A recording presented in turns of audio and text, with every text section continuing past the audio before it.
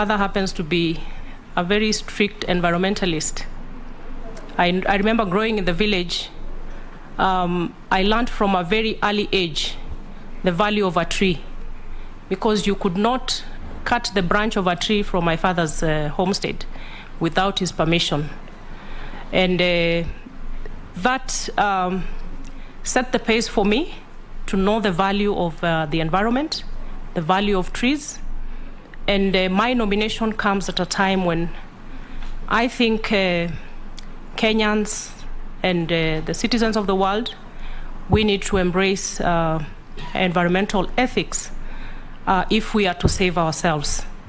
My first job assignment was with a local non-governmental organization called MPIDO, which basically focused on integrated pastoralist development initiatives.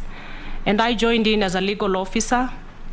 And one of my main assignments was public interest litigation, coordinating issues of land and environmental governance. And one of the cases that I got involved in at that early stage of my work was offering technical support and mobilizing resources to support the famous case of the Ilchamos community, centering around the effects of the prosopis plant, that invasive plant that has become a menace, not just for that community, but many other communities in this country.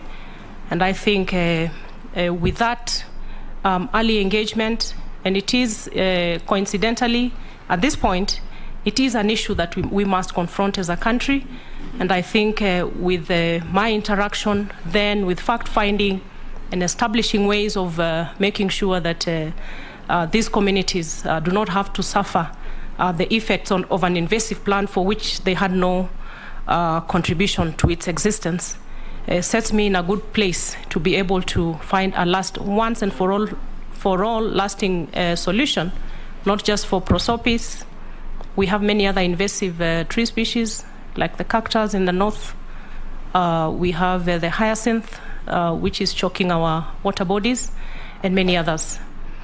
At that point, I also got to participate in various regional and international fora, still in the area of land and natural resource management and governance. This include the African Commission for Human and People's Rights at the regional level.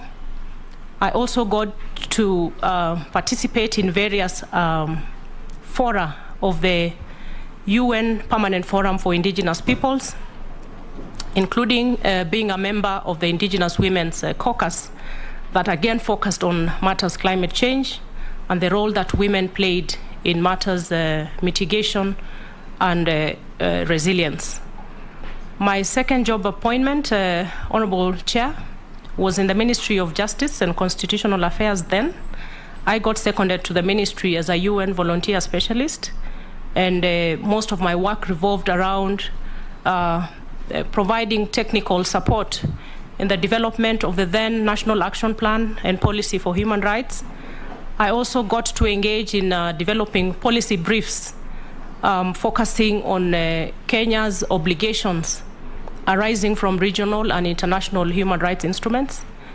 And after that, I joined the Kituo cha Sheria. It's an access to justice organization.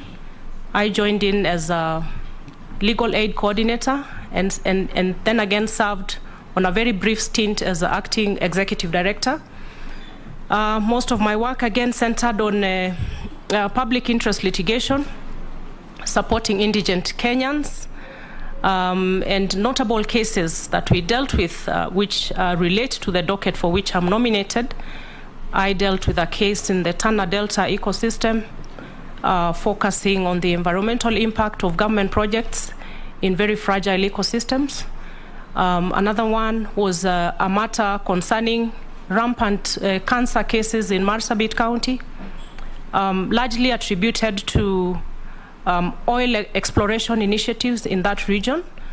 And what we were looking at and prosecuting on behalf of the communities as an interested party, Kituo cha Sheria, was to make sure that we insisted on the sustainability of any initiatives that would be established within community lands.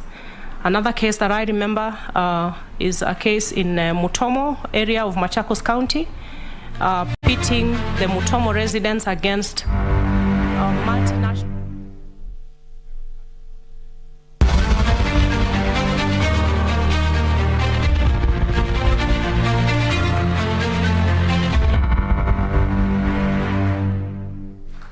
And every speaker here has spoken passionately about the opportunities that we have, from